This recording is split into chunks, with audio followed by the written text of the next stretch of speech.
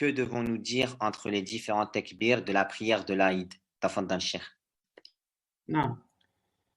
Par rapport à ce qu'on doit dire non, entre les différents takbirs de la prière, je voudrais faire une petite remarque d'abord. Celui qui a posé la question a dit, si vous remarquez avec moi, il a dit, que devons-nous dire? Que devons-nous dire?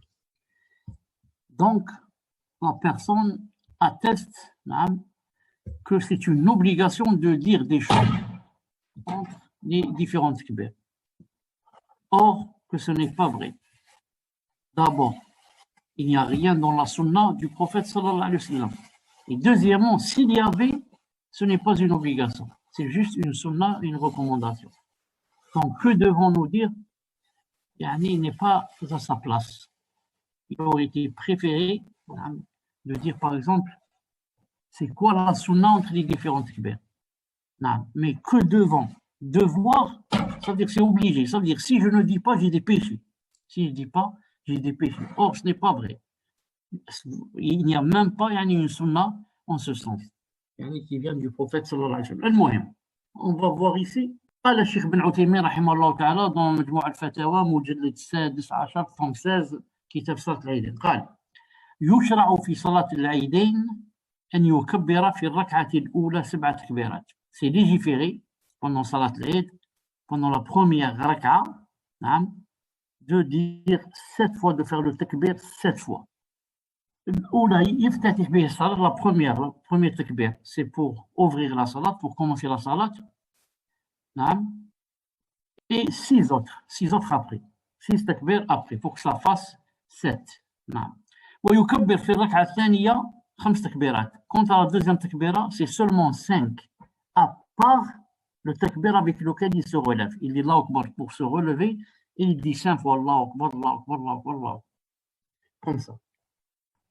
C'est pour ça que ça fait pas longtemps, on m'avait posé une question, les frères d'Alès, et j'avais dit que pour la deuxième takbira, pour la deuxième raka'a, j'avais dit, il dit 5 et il compte le fait qu'il se relève, le takbir du fait qu'il se relève, alors que non. Ce takbir est séparé. Il le dit, ensuite il ajoute 5 autres. Cheikh Ben Uthaymin dit, donc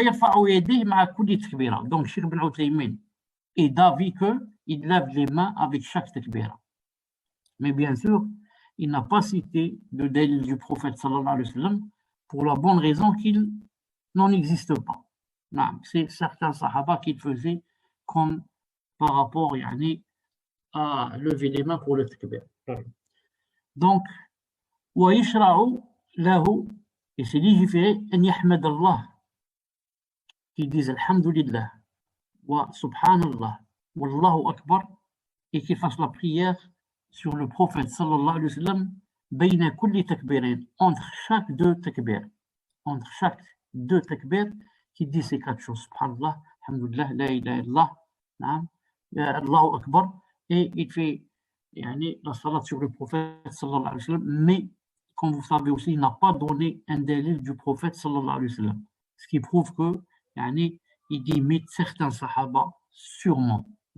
Sinon, le prophète sallallahu alayhi wa sallam, il n'y a aucun dalil de lui qui disait comme ça des choses entre les 2 takbirs. Mais si les sahaba l'ont fait, il n'y a pas de mal à les imiter, à le faire. Ce sont les meilleurs gens après le prophète sallallahu alayhi wa sallam.